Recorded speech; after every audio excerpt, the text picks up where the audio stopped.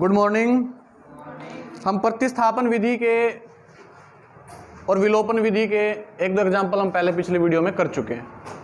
उसमें आपको एक बेसिक सा आइडिया दिया गया था कि क्वेश्चन को किस प्रकार से सोल्व करते हैं। अभी हम प्रतिस्थापन विधि सब्स्टिट्यूशन मेथड का एक्सरसाइज 3.3 का फर्स्ट पार्ट का वो क्वेश्चन करते हैं जिनमें आपको करने में थोड़ी समस्या आती है। बाकी क्वेश्चन सभी सामान्य हैं, नहीं निकले तो वीडियो में कमेंट कर दें।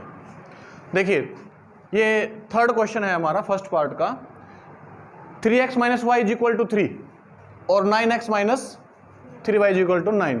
इन क्वेश्चन को सोल्व करने से पहले आपको वही टेबल याद रखनी है, a1 a2 b1 b2 c1 c2 इस प्रकार से।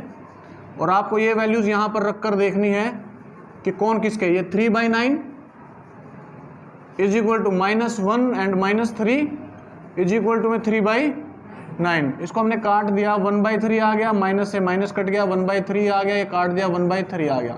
यहां पर तीनों ही इक्वल हैं, तो ये कौन सी सिचुएशन हुई? संपाती। संपाती में क्या होता है? हल की क्या सिचुएशन है सॉल्यूशन की? अपरिमित रूप से अनेक हल हैं, तो ये सवाल सोल्व नहीं होगा। अपरिमित रूप से अनेक हल हैं, तो इसका कोई सॉल्यूशन हम नहीं कर पाएंगे। अनेक हल हैं यानी कि ये जो लाइनें हैं, ये एक लाइन भी ऐसी ही है ये वाली, और ये दूसरी लाइन भी बिल्कुल इसी के ऊपर ही है, तो ये एक ही लाइन कंसीडर की जाएगी, तो ये सवाल सोल्व नहीं होगा। ठीक है, आगे चलते हैं नेक्स्ट क्वेश्चन की ओर। इससे फोर्थ क्वेश्चन हम कर चुके हैं, उसमें एलसीएम लेना था आपको। यहाँ पर रूट की सिचुएशन है, चेक कीजिए। a1 a2 बराबर b1 b2 बराबर c1 c2। क्या ये दोनों बराबर हैं? नहीं है। प्रतिच्छेद रेखाएं मिलेंगी, यानी कि रेखाएं कुछ इस तरह से होंगी, एक दूसरे को काट रही होंगी, इंटरसेक्ट करेंगी किसी ना किसी पॉइंट पर। तो यानी कि इस क्वेश्चन का सॉल्यूशन है। तो कैसे निकालेंगे? प्रतिस्थापन विधि का प्रयोग करते हुए। प्रतिस्थापन विधि का प्रयोग करते हुए तो देखिए, इसको हम सबसे पहले यहां से x का प्रतिस्थापन कर लेते हैं। 2x = -√3y और x = -3y। ये हो गया आपका, ये यहां तक की सिचुएशन ठीक है। आपकी इक्वेशन आ गई है 3। इक्वेशन 1 हो गई, इक्वेशन 2 हो गई, इक्वेशन आपकी 3 हो गई। यहां पर लिखेंगे आप फ्रॉम इक्वेशन 1। ये बातें आपको याद हो गई होंगी, इसलिए मैंने नहीं लिखी है। क्लियर है? अब x की वैल्यू कहां पर पुट करनी है? इक्वेशन 2 में। Put the value of x, ये वाला फैन बंद करना भाई। Put the value of x in equation second को उतार लीजिए। 3x - 8y = 0। x की वैल्यू यहां पर पुट कर दीजिए, ये आपका 3 है। बस तभी से ब्लैक बोर्ड पर देख लो, पूरी क्लास पंखे के पीछे पड़ गई। एक्स की वैल्यू यहां पुट कीजिए, -√3 √2 और ये हो गया आपका y -√8y = 0। इसके से आप मल्टीप्लाई करेंगे तो ये रूट की रूट से मल्टीप्लाई होकर क्या बचेगा आपके पास? 3 और माइनस का साइन नीचे एज इट इज रहेगा। ये y, ये √8y = 0। यहाँ पर आप 1 लगाएंगे, एलसीएम लेंगे। एलसीएम लेने पर क्या आएगा? √2 एलसीएम आ गया, तो यहाँ पर आ गया आपका -3y = -√8 की √2 से मल्टीप्लाई करेंगे तो √16 बन जाता है। √16 का आंसर होता है 4। यहाँ पर आ गया आपका 4y = 0 आएगा। y में 1 है, एलसीएम 0 मल्टीप्लाई करेंगे 0 आएगा। ये क्या बच गया आपके पास? -7y = 0। y = 0 by something is always 0। 0 by something is always 0। y की वैल्यू क्या आई? 0। अब put the value of y in equation 3। Put the value of y in equation 3 क्या थी? ये रही। यहाँ पर y की वैल्यू 0 पुट कर दीजिए। x = हमारे पास जो इक्वेशन थी वो ये थी। आपने क्या किया कि y के प्लेस पर 0 पुट कर दिया, तो 0 की मल्टीप्लाई किसी के साथ भी करते हैं तो आंसर 0, और 0 बाय समथिंग आल फिर से 0, यानी कि x की वैल्यू भी हमारे पास क्या आ गई? 0। हमारे पास क्या वैल्यू आ गई? y भी 0, x की वैल्यू भी 0। क्वेश्चन नंबर सेकंड में आपको दो इक्वेशन दी गई हैं, 2x plus 3y is equal to 11 और 2x minus 4y is equal to minus 24। और उसके बाद एक इक्वेशन और दी गई है y is equal to mx plus 3 और आपसे बोला गया कि m की वैल्यू फाइंड आउट कीजिए। तो यहाँ से m की वैल्यू कब निकल सकती है? जब आपके पास वैल्यू x की भी हो और y की भी हो, x की भी हो और y की भी हो, तो m बच के इसकी वैल्यू आ जाती है। तो x y की वैल्यू कहाँ से आएंगी? इधर इक्वेशन से आएंगी। जैसे आप क्वेश्चन सोल्व करते आए हैं, एक्स वाई का आंसर निकल जाता था, वहीं पे हमारा क्वेश्चन रुक जाता था। अब क्या होगा कि एक्स वाई की वैल्यू निकलने के बाद आपको उनको यहाँ पर पुट करना है और पुट करेंगे तो आपका एम की वैल्यू आ जाएगी। ठीक है, चलिए कैसे सोल्व करेंगे? पहले चेक करना a1 a2 b1 b2 c1 c2 check कीजिए। 2/2 और 3/-4 इक्वल है? नहीं है ना, तो सॉल्यूशन होगा। ये आपने करना है काम। उसके बाद अब यहाँ पर क्वेश्चन में ये तो बोला नहीं गया कि आप इसको प्रतिस्थापन से कीजिए यानी कि सब्स्टिट्यूशन से कीजिए या एलिमिनेशन मेथड से कीजिए या क्रॉस मल्टीप्लाई से कीजिए, जो आपको इजी लगे उससे आप क्वेश्चन कर सकते हैं। तो किससे कीजिए बताइए? एलिमिनेशन मेथड से हो रहा है क्वेश्चन, यहीं पे हो रहा है। देखिए ये दोनों वैल्यू सेम मिल गई हमें पहले से ही, तो क्या करेंगे? इनके साइन चेंज करेंगे, यानी सब्ट्रैक्टिंग। इसको इक्वेशन 1 का नाम देंगे, इनको इक्वेशन 2 का। जब सब्ट्रैक्टिंग माइनस करते हैं तो साइन चेंज हो जाते हैं, माइनस हो जाएगा ये प्लस और ये प्लस, ये 2x से 2x कैंसिल, ये हो गया आपका 7y प्लस का और ये प्लस का 35। ये y की वैल्यू क्या आ गई आपके पास?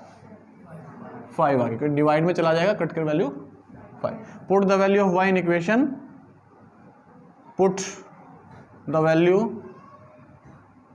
Of y in equation first में रख दीजिए। 2x plus 3y 11, 2x 3 into में 5 11, 2x 15 11, 2x 11 से माइनस हो जाएगा और ये आपके पास -4 बच गया और ये कटने के बाद यहाँ पर -2 आंसर आ गया। डिवाइड में चला जाएगा, कट कर वैल्यू क्या आ गई? y की वैल्यू आ गई, x की वैल्यू आ गई, पुट कर दीजिए यहाँ पर। y की वैल्यू आई हमारे पास 5, m इंटू में -2 प्लस 3। अब क्या होगा? 5 इसको उठा के इधर ले आइए, माइनस का हो जाएगा, -2m, 2 रह गया, -2m, 2 अपॉन में -2 m, कट कर वैल्यू आ गई -1, कट कर वैल्यू क्या आ गई? -1। तो ये आपका m का आंसर। ऊपर क्वेश्चन नंबर 3 का फर्स्ट पार्ट, दो संख्याओं का अंतर जो है वो 26 है, 26 है। Difference between the two number is 26। एक संख्या दूसरी संख्या का 3 गुनी है। One number is more than 3 times of another. उन्हें ज्ञात कीजिए, उन्हें ज्ञात कीजिए। तो 2 नंबर है तो जाहिर सी बात है 2 संख्याएं माननी पड़ेंगी। लेट फर्स्ट नंबर क्या होगा? x होगा। लेट सेकंड नंबर y होगा। अकॉर्डिंग टू क्वेश्चन, अब इक्वेशन आपको खुद तैयार करनी होंगी। इनके बीच का अंतर बोला है ना, अंतर जहां पर आएगा वहां माइनस का साइन आता है। तो देख लीजिए x minus Y is equal to में 26। अब यहां से एक बात यह भी कंफर्म हो जाती है कि x जो छोटा नंबर होगा या बड़ा नंबर होगा y से? ग्रेटर नंबर होगा, स्मॉलर नंबर होगा? बोलिए। बड़ा नंबर होगा, जाहिर सी बात है, तभी छोटा घटा के 26 आ रहा है। अगर x की वैल्यू छोटी होती तो यहां माइनस का साइन लगा होता। अगर x की वैल्यू छोटी होती तो इसके आगे माइनस का साइन आता। तो कहीं ना कहीं ये नंबर इससे बड़ा है, बड़ा है। तो according to question, second question statement में क्या कहता है कि एक नंबर दूसरे नंबर से 3 गुना है ना?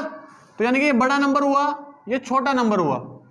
ये नंबर इससे 3 गुना है ना, इक्वल करने के लिए हम छोटे को 3 से गुना कर देंगे, बराबर हो गए। क्या हो गए? बराबर हो गए। कैसे हो गए? यही बात समझनी है, सॉल्यूशन नहीं कराऊंगा। पहली स्टेटमेंट में कहा कि दोनों के बीच का अंतर जो है वो क्या है? 26 है। अंतर मींस माइनस। मैंने क्या किया? फर्स्ट नंबर में से सेकंड नंबर को माइनस कर दिया और मेरा आंसर आ गया 26। उसने क्वेश्चन यही बोला गया था। एक नंबर ऑलरेडी क्या है? 3 गुना है। तो 3 गुना कौन है? x, यानी कि जो बड़ा नंबर हुआ वही तो 3 गुना होगा, छोटा y है। तो बस आपको यही बात ध्यान रखनी है कि आपको छोटे नंबर को 3 से मल्टीप्लाई करना है। हो गया। तो यहां से आपको इक्वेशन नजर नहीं आ रही होगी, या आ रही है? आ रही है। तो इसको हम इक्वेशन 1 का नाम देंगे, इसको इक्वेशन। स्पेशली बोला गया है कि आपको प्रतिस्थापन विधि लगानी है, क्वेश्चन में बोला गया है तो लगानी पड़ेगी आपको। तो यहां पे प्रतिस्थापन विधि लगाने की जरूरत भी नहीं है, क्योंकि आपको ऑलरेडी x की वैल्यू मिल गई। कर दीजिए put the value of x, put the value of x in equation 1, रख दीजिए। 1 इक्वेशन हमारी ये होती है, और इसका हमारे पास आंसर 3y है। ये समझ में आ रहा है? नहीं आ रहा तो बता दीजिए, अभी इस सिचुएशन को सोल्व कर लेंगे। y की वैल्यू क्या आ गई, कैसे आई? 3 में से 1 माइनस किया 2, 2 इधर मल्टीप्लाई में नीचे डिवाइड में चला जाएगा, काटने पर क्या वैल्यू आ गई 13। अब क्या करेंगे, y की वैल्यू कहाँ पुट कर दें, इक्वेशन 2 में कर दीजिए, डायरेक्टली आंसर आ जाएगा आपका। Put the value of y in equation 2 में क्या है, x बराबर 3y, y का आंसर क्या निकला हमारे पास 13। ये लीजिए आपका 39 आंसर आ गया। यानी कि जो पहला नंबर, अब देखिए हम क्या करते हैं यहाँ पर, क्वेश्चन को यहीं छोड़ देते हैं, यहीं छोड़ देते हैं, यहीं छोड़ देते हैं। ये हमारी गलत बात है। उसने हमसे एक्स वाई की वैल्यू नहीं पूछी, उसने हमसे नंबर पूछे हैं। इतना होने के बाद फिर नेक्स्ट लाइन में आपको फिर से लिखना है फर्स्ट नंबर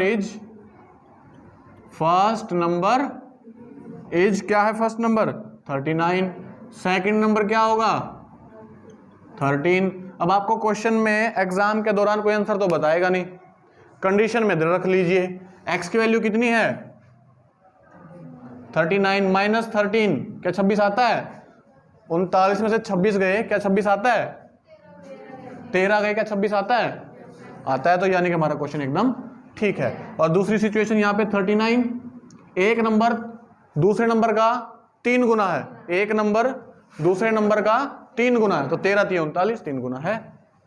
तो दो संपूरक कोणों में बड़ा कोण छोटे कोण से 18 अधिक है, उन्हें ज्ञात कीजिए।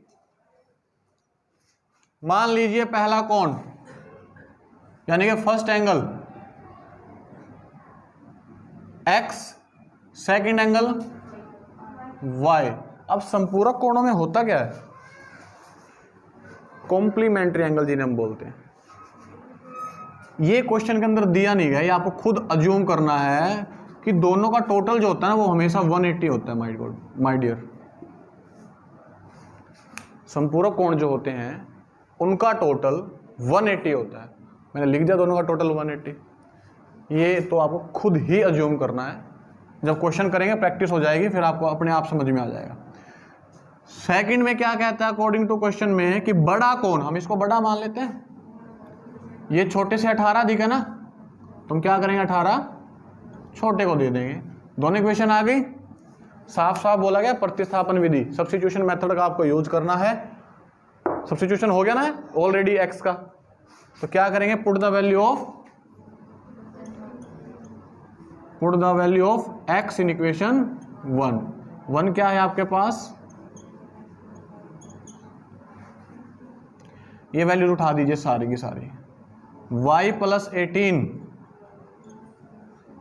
ठीक लिख दिया मैंने, ठीक लिख दिया, ये y रह गया भैया, सिर्फ x की वैल्यू आई है, प्लस में y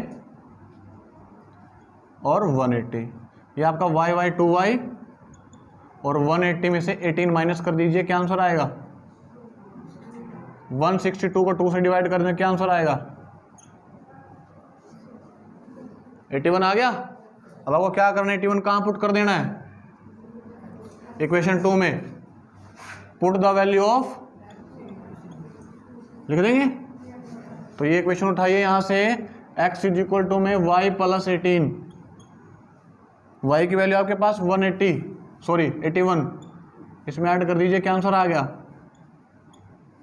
99। अब आपको ये एक्स वाई का आंसर नहीं पूछा एग्जामिनर ने, आपसे फर्स्ट एंगल और सेकंड एंगल पूछा है। ये आंसर निकलने के बाद फिर वहां लिखेंगे आप फर्स्ट एंगल कितना 99 और सेकंड एंगल 81। टोटल कीजिए जो हमने जूम किया था। क्या इनका टोटल 180 आता है भाई? इनका टोटल 180 आता है क्या? इनका एंगल आता है क्या? आ गया? ओके। थर्ड क्वेश्चन में एक क्रिकेट के टीम के कोच ने 7 बल्ले 6 गेंद 3800 रुपये यानी कि 3800 रुपीज में खरीदी। बाद में उसने 3 बल्ले और 5 गेंद 1750 यानी कि 1750 रुपीज में खरीदी। प्रत्येक बल्ले और प्रत्येक गेंद यानी कि सिंगल सिंगल का आपको मूल्य बताना है। तो आप यहां पे लिख लेंगे माना बल्ले का मूल्य, एक बल्ले का मूल्य क्या? x। तो इसी प्रकार से माना एक गेंद का मूल्य है y रुपीज। ठीक है, तो उसने दिया है साफ साफ 7 गेंद और 7 बल्ले और 6 गेंद। 7 बल्ले, एक का मूल्य x है तो 7 बल्लों का मूल्य क्या हो जाएगा? 7x। एक गेंद का मूल्य y है तो 6 गेंद का मूल्य कितना हो जाएगा? 6y। दोनों को जोड़कर उसने कितने पैसा दिया उसको? पहली इक्वेशन आ गई। अकॉर्डिंग टू क्वेश्चन आपका फर्स्ट पार्ट था ये, और अकॉर्डिंग टू सेकंड क्वेश्चन में क्या कह रहा है कि 3 बल्ले और 5 गेंद। तो 3 बल्ले 5 गेंद रुपए दिए 1750 प्लस करेंगे, इक्वेशन 2 आ गई। इनको आप एक्स वाई का आंसर यहां से निकाल लेंगे, आपका क्या आ जाएगा आंसर। क्वेश्चन सॉल्व नहीं करेंगे, बहुत लंबी वीडियो बनेगी। फोर्थ क्वेश्चन में एक नगर में टैक्सी के भाड़े में एक नियमित भाड़े के अतिरिक्त, नियमित यानी कि फिक्स है जो, के अतिरिक्त चली गई दूरी पर भाड़ा सम्मिलित किया जाता है। और कहता है कि मान लीजिए 10 किलोमीटर दूरी के लिए भाड़ा 105 है और 15 किलोमीटर के लिए भाड़ा 155 रुपये है। तो नियमित भाड़ा और प्रति किलोमीटर भाड़ा क्या है, अलग अलग निकालना है। एक व्यक्ति को 25 किलोमीटर यात्रा करने के लिए कितना भाड़ा देना पड़ेगा? तो हम यहां लिख लेते हैं माना नियत किराया, माना नियत किराया यानी कि जो फिक्स है वो क्या है? x रुपए है। और जो अतिरिक्त है, जो एक्स्ट्रा लेता है, वो उसको हमने y मान लिया। अकॉर्डिंग टू क्वेश्चन कहता है कि 10 किलोमीटर गया हूं मैं, क्या गया हूं मैं, और 105 रुपए दिए। हाँ जी, 105 रुपए दिए, ये पहली इक्वेशन। और अकॉर्डिंग टू क्वेश्चन में कहता है नेक्स्ट 15 किलोमीटर गया है और 155 रुपए दिए हैं, और कहता है कि वो 25 किलोमीटर जाएगा तो कितना किराया देगा। मैंने लिख तो बड़ी आसानी से दिया है। ये x कहां से आया, 10y कहां से आया, 105 तो आपको मालूम होगा। अब देखिए, सपोज कीजिए यहां से बस स्टैंड जाने के लिए आपको 10 रुपए देने पड़ते हैं। आप उस बीच में कहीं पर भी उतर जाइए, यानी कि यहां से बस स्टैंड जाने के बीच में आप कहीं भी उतर जाइए, बैठती उतर जाइए या किसी भी स्टॉपेज पर उतर जाइए, तो आपको 10 रुपए देने पड़ते हैं। वो तो आपका नियत किराया यानी कि फिक्स है सर। यहां से बस स्टैंड का किराया तो फिक्स है सर। ठीक है, आप कहीं उतरिए, बस स्टैंड उतरिए, उससे पहले उतरिए तो मैं आपसे 10 रुपए जरूर लूंगा, यानी कि वो 10 रुपए ना होकर क्या है, वो x रुपए है। उसी को हमें पता लगाना कितना है वो नियत, वो 10 लेता है, ज्यादा लेता है। हो गया। अब वो क्या कहता है कि मैं 10 किलोमीटर चलाऊं। भाई ये तो फिक्स है ही है। भाई यहां से बस स्टैंड 3 किलोमीटर दूर है, वो तो फिक्स है ही है। कहता मैं 10 किलोमीटर चलाऊं, उसके बाद उसको अतिरिक्त किराया देना होगा, उसको उसके बाद अतिरिक्त किराया। तो हमने क्या किया, 10 किलोमीटर को अतिरिक्त y से मतलब रुपए से मल्टीप्लाई कर दे दिया और दोनों किराए को जोड़कर 105 रुपए दिए। ठीक इसी प्रकार वो 15 किलोमीटर अतिरिक्त चला था, दोनों को जोड़कर 155 रुपए दिए हैं। ठीक इसी प्रकार वो 25 किलोमीटर के लिए भाड़ा किराया आपसे पूछ रहा है। अब 25 किलोमीटर के लिए भाड़ा किराया पता लगाने के लिए आपको एक्स वाई का आंसर चाहिए, और एक्स वाई का आंसर कहां से निकलेगा, यहां से निकलेगा। प्रतिस्थापन विधि का प्रयोग करेंगे और आप इस क्वेश्चन को यहां से निकाल लेंगे। क्वेश्चन सोल्व करने पर लंबी वीडियो बनेगी, इक्वेशन मैंने आपको समझा दी। इक्वेशन फिफ्थ क्वेश्चन में यदि किसी भिन्न के अंश और हर दोनों में 2 जोड़ दिया जाए तो वह 9/11 हो जाती है। यदि अंश और हर दोनों में 3 जोड़ दिया जाए तो 5/6 हो जाती है। भिन्न ज्ञात कीजिए। जहां पर भी आपके सामने भिन्न का क्वेश्चन आ जाए तो आपको सबसे पहले काम करना ही करना होगा। वो काम क्या है कि माना अंश x और माना हर y, तो भिन्न क्या होती है? अंश बटे में हर होती है, अंश बटे में हर, यानी कि x बटे में y होती ही होती है। तो ये काम आपको खुद से करना है।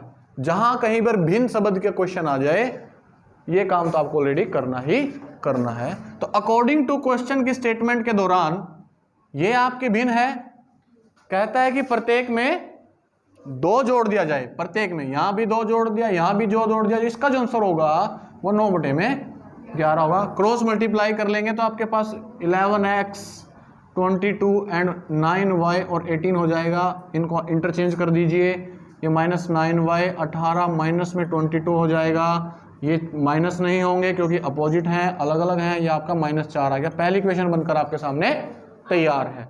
तो दूसरी स्टेटमेंट के अकॉर्डिंग वो क्या कहता है कि